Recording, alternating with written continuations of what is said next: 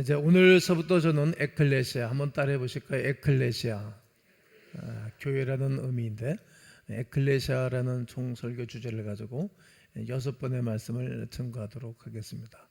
여러분, 교회 그러면 무엇이 생각납니까? 어린 시절 다녔던 고향 교회가 생각나십니까? 또 아니면 훌륭한 멋있는 교회 건물 생각하는 분들도 있을 것입니다. 그리고 어떤 설교자 떠올리면서 교회라는 이미지를 여러분들이 생각하게 될 것입니다. 하지만 교회라는 단어를 들을 때 어떻게 생각하시든 초대교회 사람들이 생각했던 그 교회와는 지금은 많은 것이 다릅니다. 초대교회는 장단점을 모두 가지고 있었습니다. 장점은 어떤 것인가 하면 지루하지 않았다는 거예요. 그리고 두려워했습니다. 그러나 요즘은 우리는 좀 지루한 면이 많이 있죠. 제가 예배 가운데 지루하지 않게 하기 위해서 애를 씁니다만 요즘 현대교회들은 지루하죠. 지루하는 경험들이 많이 있었을 것입니다. 그러나 두려워하지는 않습니다. 왜냐하면 핍박이 없고 교회를 잔해하는 일이 없기 때문에 두려워하지는 않습니다. 이것이 초대교회와 오늘 현대교회의 다른 모습입니다. 반대로 우리는 교회에서 지루했던 시간이 있어도 두려움을 떨면서 예배 드리고 있지는 않습니다. 초대교회는 건물이 없었습니다. 우리가 알고 있는 가지고 있는 성경도 없었습니다. 또 훌륭한 악기팀들도 없었습니다. 또 음향시설도 없었죠. 없는 것이 너무 많았습니다. 성도를 배려하는 시설도 거의 없었습니다. 우리 교회는 성도들을 배려하는 시설들을 계속 증축하고 또 새롭게 좋게끔 하고 있습니다만 그때는 좋은 시설이 없었습니다. 말 그대로 그들은 어디서 만났나요? 숲에서 만났습니다. 가정에서 만났고 길거리에서 그들은 모여서 예배를 드리고 하였습니다. 그들은 작은 모임이었고 매주 첫날 일찍 모였습니다. 고대에는 주말이라는 개념이 없었습니다. 초대교회 교인들은 예수님이 부활하신 날 그들이 모여서 교제를 나누고 예배를 드리곤 하였습니다. 그들은 부활을 기념하기 위해서 일하기 전에 일찍 모여서 예배를 드리고 그들은 다 각자 흩어졌던 것입니다. 찬송을 부르고 그리고 생각을 나누며 함께 기도했습니다. 누군가가 구약의 시편 말씀을 읽고 난 다음 깨닫고 은혜를 받은 것들을 나누는 거예요. 또 하나님 나에게 이런 은혜를 주셨다고, 또 내가 누구를 만나서 복음을 전했는데 그 사람이 예수 그리스도를 영접했다고, 그리고 우리의 모임에 오기로 했다고 그들을 위해서 기도해달라고 이렇게 살아있는 교제들을 나누곤 하였습니다. 그리고 그들은 하나님의 은혜를 나누고 난 다음에 흩어져서 다시 어디로? 일터로 돌아갔습니다. 또 학교로 돌아갔습니다. 학교와 일터로 돌아갈 뿐만이 아니라 그때 대다수 흑인들이, 노예들이 예수를 믿은 사람들이 많았는데 그들이 예배를 드리고 또 다시 주인에게 가서 봉사하고 일을 하곤 했습니다. 그들이 여러 가지 핍박을 하고 무시를 했다 할지라도 잘 참았습니다. 잘 인내했습니다. 그들의 변화된 그 모습을 바라보고 주인들이 변화를 받은 것입니다. 그런 이야기들이 성경에 기록되어져 있고 로마서 16장에 20여 명의 모든 바울이 추천하고 문안하는 사람들 모두가 종들이었던 사실을 우리는 잘 알고 있기 때문입니다. 오늘날에는 매우 다른 경험이었다는 사실을 알 수 있습니다. 또 다른 점이 있습니다. 그들은 제도가 없었습니다. 지도력이 없었습니다. 또 계급도 없었습니다. 구조도 없었던 것입니다. 그러니까 누구의 눈치를 보곤 하지를 않았습니다. 말 그대로 1세기의 교회는 순수한 운동이었습니다. 순수한 운동. 어떤 운동인 것입니까? 그들은 체계적인 신학이 없었어요. 또 탁월한 신학자도 없었던 것입니다. 유능한 일꾼도 없었던 것입니다. 자기의 생각을 주장하거나 자기가 고집스럽게 이렇게 해야 된다고 그렇게 말하는 사람도 없었습니다. 그들이 가진 것은 나사렛 예수님이 하나님의 아들입니다. 십자가 밖에 돌아가신 그분이 하나님의 아들입니다. 하나님이 보셨다는 것뿐이었습니다. 왜냐하면 1세기 초대교회는 실제로 예수님 발치에 있었던 사람들입니다. 어떤 사람들이었죠? 많은 사람들이 예수님의 발치에 있었죠. 특별히 12제자 그리고 120문도 500여 형제들, 그들이 다 예수님의 발치에 있었던 사람들입니다. 주님과 함께 동행했던 사람들의 이야기를 그들은 들었던 것입니다. 그들이 하는 이야기를 그대로 받아들였던 것입니다. 그래서 그들은 하나님이 그 아들로 이 땅에 오셨는데 그가 하나님의 아들, 구원자라는 사실을 그들은 아주 믿었습니다. 초대교회는 이것이 전부였습니다. 그들이 읽기 쉬운 신앙 서적도 하나도 없었습니다. 뿐만이 아니라 성경도 없었고, 있다고 해도 그들은 읽을 수가 없었습니다. 그들의 맞는 문화의 언어로 성경을 번역해 놓지 않았기 때문입니다. 아시다시피 시간이 지나면서 신앙의 표현은 세대에서 세대로, 문화에서 문화로 전달된 것입니다. 사실 우리가 지금 예배하는 방식이나 예배 방식, 찬양하는 방식, 모이는 방식은 1세기와는 아주 분명히 판이하게 다른 것을 알 수 있습니다. 하지만 그 모든 변화 속에서도 결코 변해서는 안 되는 것들이 있었습니다. 표현과 스타일이 변하더라도 예수님이 말씀하신 본래의 내용, 예수님이 말씀하신 기초의 내용, 분명한 것은 변할 수 없습니다. 이것을 본질이라고 말합니다.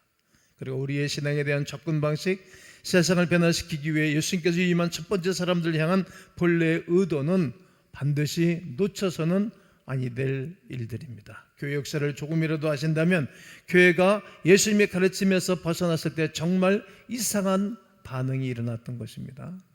어떤 이상한 반응이 일어날까요? 사람들이 상처를 받는 것입니다. 내가 예수님의 의도대로 살지 아니하면 다른 사람이 상처를 받는 것입니다. 그리고 불편해하는 것입니다. 요즘 많은 사람이 오히려 교회 때문에 상처를 받기도 하지요. 예수님께서 주신 사명이 어떤 것입니까? 명령이 어떤 것입니까? 한번 읽어볼까요? 요한복음 13장 34절을 읽겠습니다. 시작. 새 계명을 너희에게 주노니 서로 사랑하라. 내가 너희를 사랑한 것 같이 너희도 서로 사랑하라.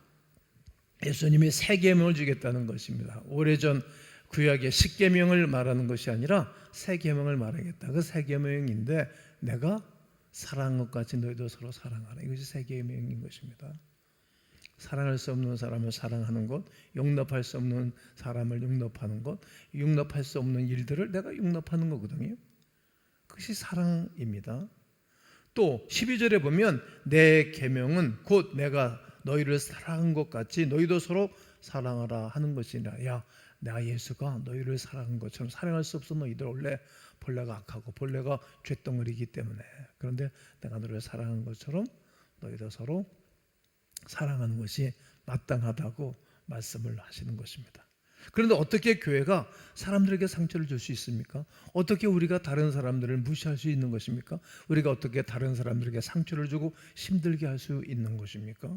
하지만 그런 일들이 실제로 일어났던 것입니다. 오늘도 그런 일들이 일어나고 있는 것입니다. 교회가 예수님의 본로의 의도에서 벗어나면 사람들이 엄청난 상처를 받게 되는 것입니다. 예수님의 이름으로 상처를 받고 신성한 번영을 가진 학대를 당하기도 하는 것입니다. 교회가 길을 잃으면 교회의 영향력이 상실이 되는 것입니다. 교회가 길을 잃어버리면 교회에 대한 권위도 또 영향력이 상실됩니다. 사람들이 좋아하지 않는 것입니다. 예수를 믿는 사람들의 아름다운 삶을 바라보고 사람들이 좋아하도록 해야 되는 것은 우리의 마땅한 사명이고 해야 할 실제적인 삶이라 생각합니다. 교회를 다니지 않는 사람이라도 기독교인이 아니라도 교회가 영향력을 잃는 것은 원치 않을 것입니다. 교회만큼만은 이래야 된다라고 사람들이 생각하는 거예요. 목사만큼은 그러면 안 된다라고. 이렇게 사람들이 기대감을 받는 것입니다. 여러분, 예수님을 잘 안 믿고 헌신하지 않는 그런 남편일지라도 당신 아내가 새벽에 가서 기도하는 걸 좋아하지 않습니까? 그래서 아침에 깨우는 거예요. 나는 새벽에 가서 기도하지 않는다 할지라도 당신은 새벽에 가서 기도하라는 거죠. 그게 영향력이거든요. 그렇게 기도하는 아내가 있기 때문에 우리 가정이 평안하고 사단의 공격에서 제해를 받고 아이들이 보를 받는 것을 알고 있기 때문입니다. 이것은 영향력인 것입니다. 왜냐하면 인간의 존엄성과 인간의 기초, 여성의 권리는 하나님의 형상대로 만들어졌다는 그 믿음에 기초하고 있기 때문입니다. 많은 사람들이 알고 있는 것입니다. 그것은 우리가 살고 있는 물질적인 세상에 기반한 것이 아니고 하늘에 기반한 것을 알고 있기 때문입니다. 하나님께서 존엄성을 가지고 있고 하나님처럼 보이지 않거나 하나님처럼 살지 않는 사람들도 단순히 인간이기 때문에 존엄성을 가지는 생각은 예수님의 생각에, 예수님의 기반에 기초한 것을 사람들이 알고 있기 때문입니다. 예수님께서 온 세상을 확장한 윤리에 기반하는 것입니다.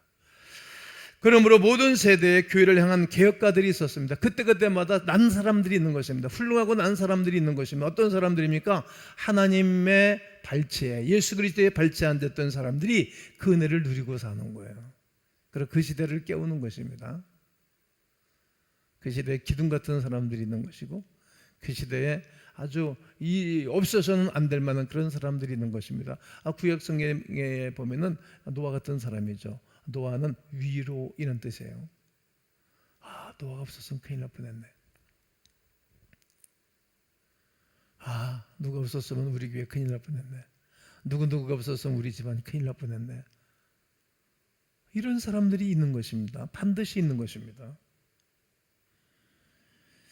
그들은 안 돼, 더는 안 돼, 그렇게 하면 안 된다고 이렇게 위치며 교회를 예수님의 가르침에서 다시 불러들이는 것입니다. 그들은 교회를 과거의 것으로 되돌리는 것이 아니라 예수님의 가르침 원래의 모습 그대로 그분이 주신 사명으로 되돌리는 것입니다. 우리는 우리 세대 교회의 청직이라는 사실을 알아야 됩니다. 이 세대에 내가 청직이라는 거죠. 내가 깨어있는 사람이고 내가 꼭 필요한 사람인 것을 알아야 됩니다. 교회를 다니든 다니지 않든 우리는 기독교가 어떻게 보이고 행동하고 반응하는지를 결정합니다. 우리는 예수님을 따르는 사람으로서 예수님처럼 반응하고 예수님처럼 행동하는 하나님의 사람들이기를 주의 이름으로 축복합니다. 예수님처럼 살아내는 것입니다. 또한 우리의 행동과 반응은 우리의 신앙의 진정성을 보여주게 됩니다. 우리가 바른 길을 가기 위해 이번 설교 시리즈 초기 기독교인들의 행동과 반응을 살펴보게 될 것입니다. 그리고 앞으로 5번, 오늘서까지 6번의 설교를 하면서 수없는 이야기들을 하게 될 것입니다. 예수님의 발치에 앉은 사람들, 그 누구보다 예수님을 잘 알았던 사람들의 삶을 통하여서 우리는 어떻게 살아야 할지를 배우게 될 것입니다. 예수님과 가까이 있는 사람, 예수님과 좋은 관계를 누리는 사람, 예수님과 아주 좋은 사이에 살아가고 있는 사람들을 통해서 배울 것이 있는 것입니다. 왜 우리가 좋은 대학을 왜 갑니까? 왜 좋은 나라 유학은 왜 가는 것입니까? 가서 배우러 가는 것 아닙니까? 내가 너 도와주기 위해서 말이죠. 이처럼 영적인 아름다운 사람들이 있는 것입니다. 반드시 있습니다. 그런 사람들을 찾는 것입니다. 그런 사람들과 좋은 관계를 누리기를 원하여야 되는 것입니다. 신약 성경은 그리스도로 기록되었습니다. 교회로 번역된 그리스도인은 그리스도는 에클레시아입니다. 그래서 총 주제가 한 달 동안 6주 동안 에클레시아가 주제입니다. 에클레시아는 원래 종교적 용어가 아니라 모임을 뜻하는 일반적인 용어입니다. 따라해 보실까요? 모임을 뜻하는 일반적인 단어. 그러니까 남성들의 에클레시아, 남성들이 모이는 에클레시아. 제가 초등학교 22회 졸업생인데 22회 에클레시아, 또 19회인데 19회 에클레시아. 우리 모교회, 우리 신학교가 제가 11기인데 11기 에클레시아 이렇게 붙일 수 있는 거예요. 여성들의 에클레시아, 동창들의 에클레시아, 집안의 에클레시아, 58년생들의 에클레시아. 이게 모임을 뜻하는 용어가 이 뜻으로 사용된 것입니다. 그러니까 특정 목적을 위해서 사람들이 모일 때마다 에클레시아라는 단어를 썼던 것입니다. 그렇다면 교회라는 단어는 어디서 왔을까? 오늘 천주이기 때문에 개요의 설명을 하느라고 이렇게 제가 애쓰고 있는 것입니다. 잘 머리에 숙지해 놓고 담아 놓으시면 좋을 거라 생각합니다. 4세기 기독교가 로마 제국의 국교가 되면서 기독교인들은 이제 공개적으로 특정한 모임 장소에 모여서 예배를 드릴 수 있게 되었습니다. 큰 혜택을 이제 바울이 복음을 증거하고 베드로가 복음을 증거하고 난 다음에 이제 정치인들도 예수를 믿게 되었기 때문에 국교로 제정된 것입니다. 그때부터 그들은 건물을 빌리거나 예배당을 세워서 예배 장소로 사용했습니다. 이러한 장소를 퀴리아콘이라고 불렀습니다. 퀴리아콘. 이 퀴리아콘은 주의 집 혹은 주의 성전 이런 뜻입니다. 키리아콘, 아주 좋은 단어를 썼습니다. 기독교가 헬라어를 사용하는 지역 밖으로 퍼져나가면서 각 문화권에서 기독교인들이 예배하는 장소를 지칭하는 자신들만의 단어를 사용했습니다. 키리아콘은 독일에서 키르케라는 단어로 사용을 했고, 그리고 나중에는 이것이 영어로 처치로 사용하게 되었습니다. 안타깝게도 교회라는 단어는 건물을 뜻하는 단어에서 유래된 것입니다. 예수님의 에클레시아는 장소나 건물이 아닌데 장소나 그런 것으로 사용됐다는 거예요. 그것은 목적을 가지고 모이는 사람들의 운동입니다. 목적. 우리가 어떤 목적을 가지고 모이는 단체입니까? 하나님의 영광을 위해서 모이는 목적, 그리고 사랑을 나누고 깨달은 말씀을 나누고 이 어렵고 힘든 세상에 용기를 주고 신문과 소망을 주기 위해서 모이는 목적이라는 거예요. 이렇게 우리가 재리나 세상의 모든 지식과 그런 것들을 나누기 위한 목적이 아니라 이런 하나님의 기뻐하는 운동을 하기 위한 목적으로 사용된 것입니다. 함께 모여서 이루어내는 것입니다. 어떤 운동입니까? 아멘 해볼까요? 예배운동, 아멘, 기도운동, 전도운동, 섬김운동, 나눔운동, 이런 운동으로 보이는 거예요. 교회는 이런 운동으로 보이는 거예요.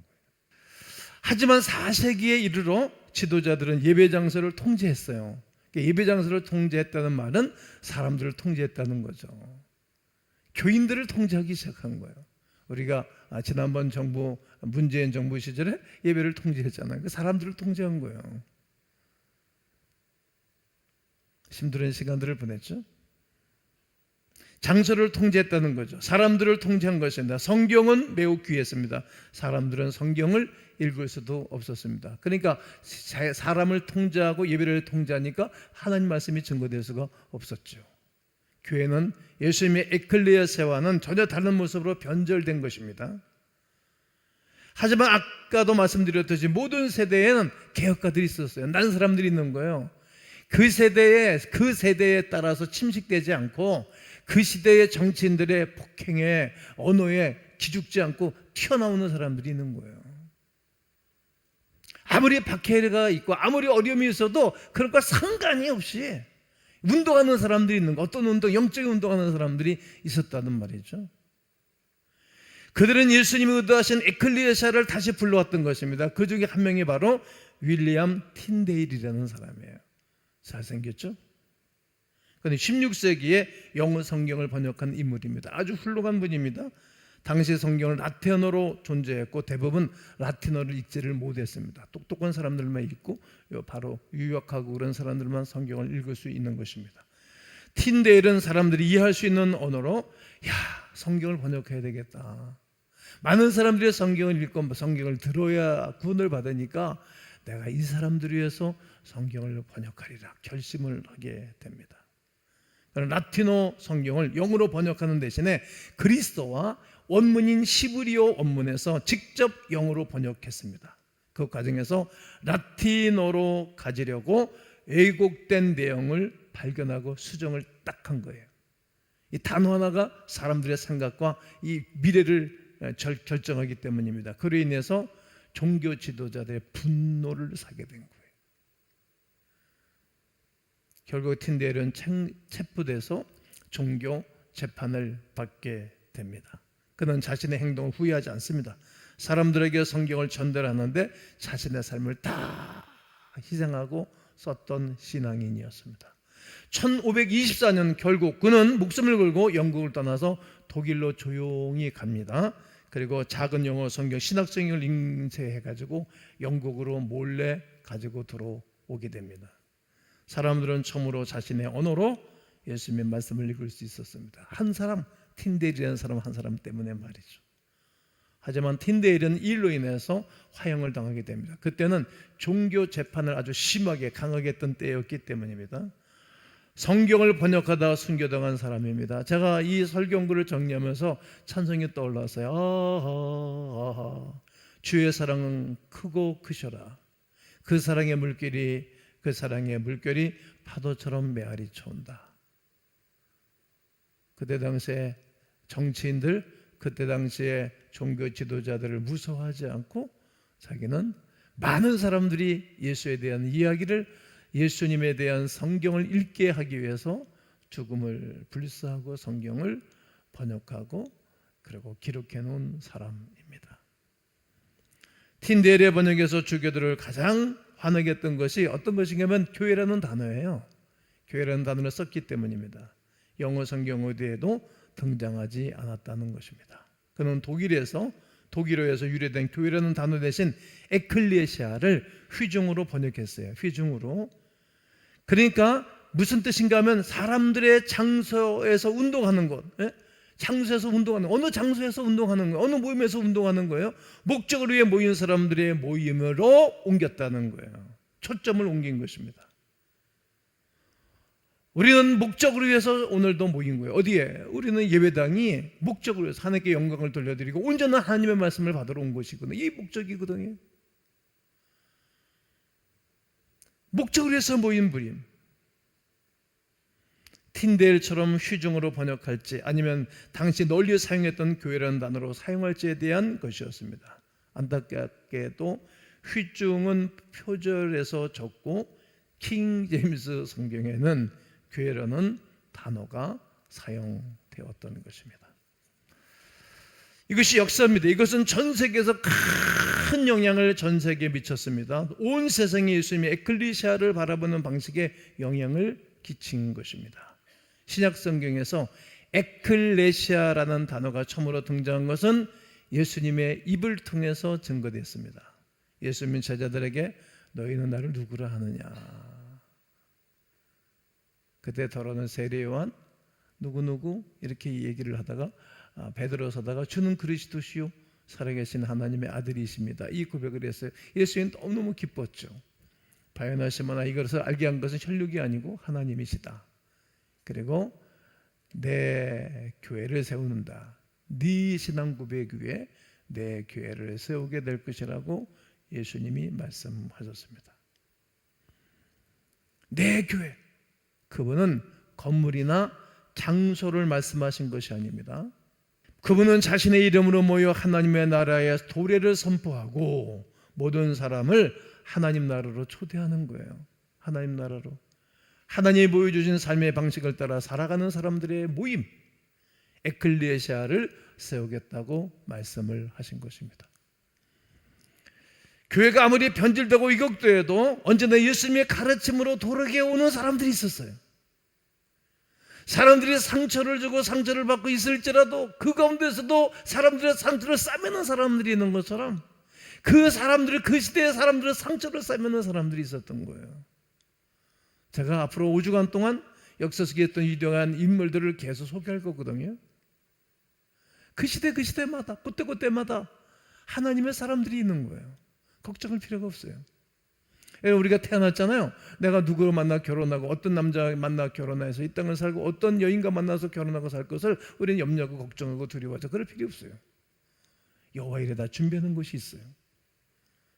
그리고 내 인생, 우리의 인생, 우리의 자녀의 인생 그렇게 염려할 거 없어요. 왜 그런 것인가 하면 하나님이 정해놓은 일들이 있어요. 여호와 일에 준비해놓은 하나님의 선물들이 있다는 거예요. 걱정할 필요가 없어요. 상처를 받았을지라도 상처받은 사람이 손해이지 상처 준 사람도 문제이긴 하지만 또 치료할 날이 있는 것입니다. 예수님의 말씀과 행동은 우리의 신앙의 기준입니다. 할렐루야. 그러므로 오늘 저는 세 대지의 말씀으로 결론의 말씀을 드리게 될 것입니다. 그 첫 번째가 따라해 보실까요? 우리는 교회 그 이상입니다. 여러분과 저는 교회 이상이라는 거예요. 교회는 아주 중요합니다. 결코 당연하게 여기지 마십시오. 건물이나 설교자, 찬양보다 더 큰 무언가입니다. 그것은 기적이며 참여입니다. 하나님의 역사에 참여하는 것은 기적입니다.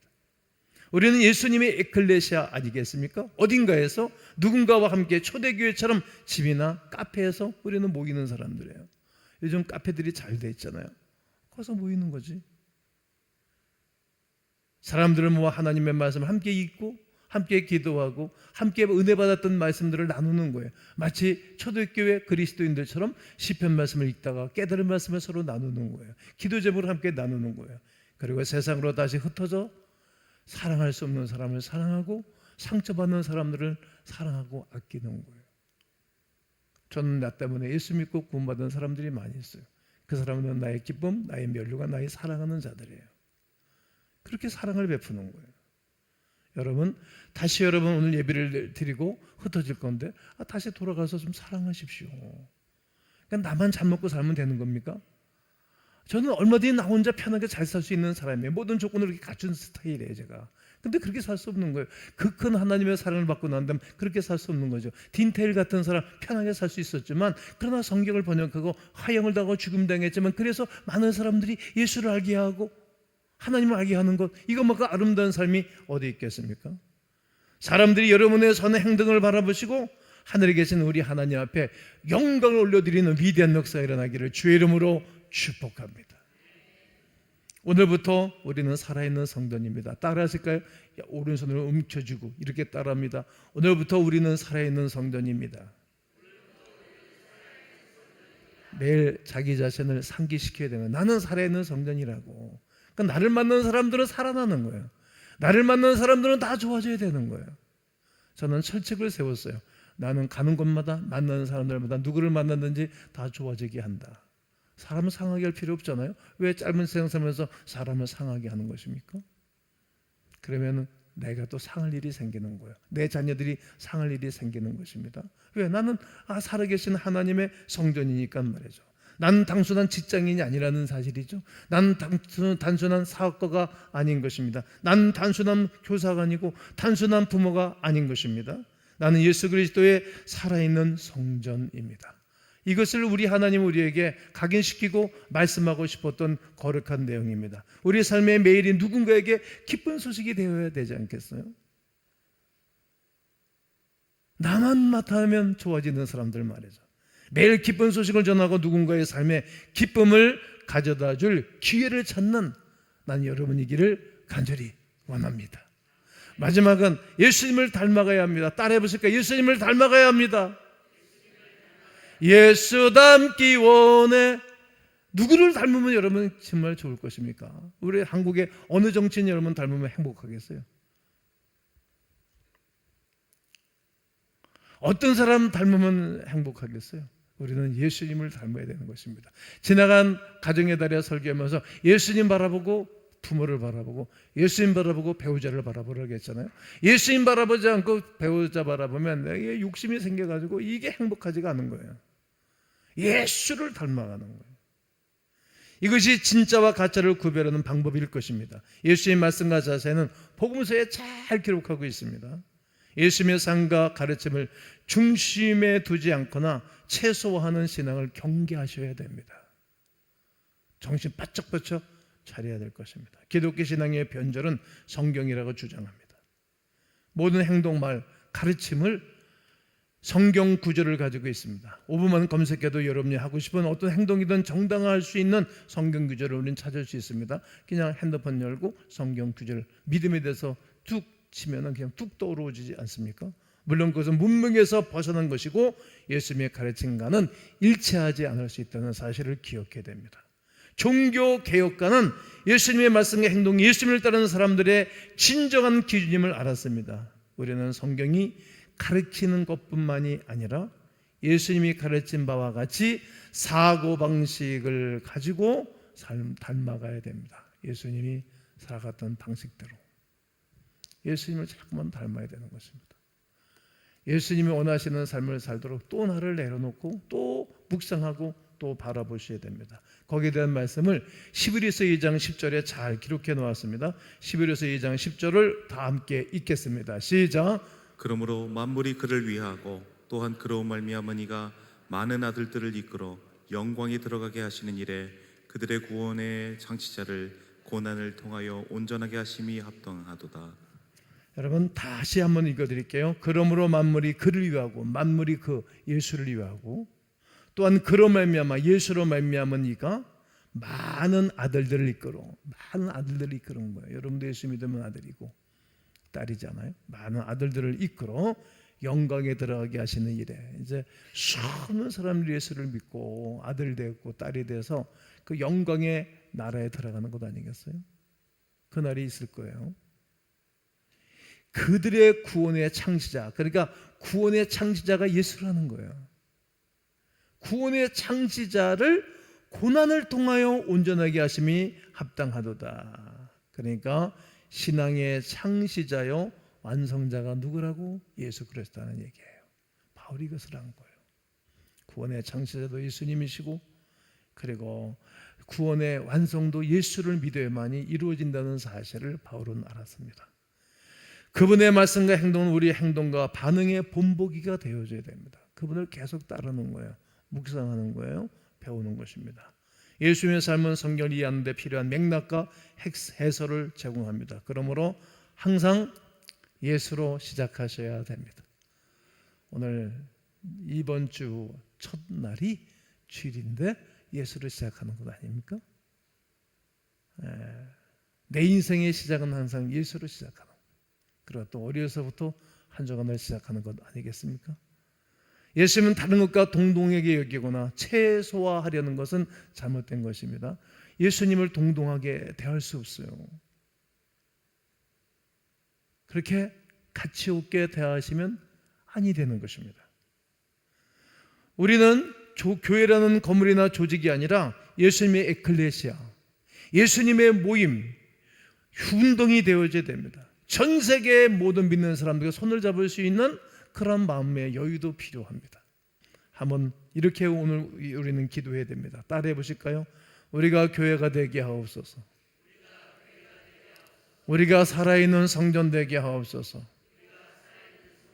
우리가 예수님 닮아가게 하옵소서. 이렇게 에클리시아 운동하는 거룩한 하나님의 사람들이 되시기를 주님의 이름으로 축원합니다.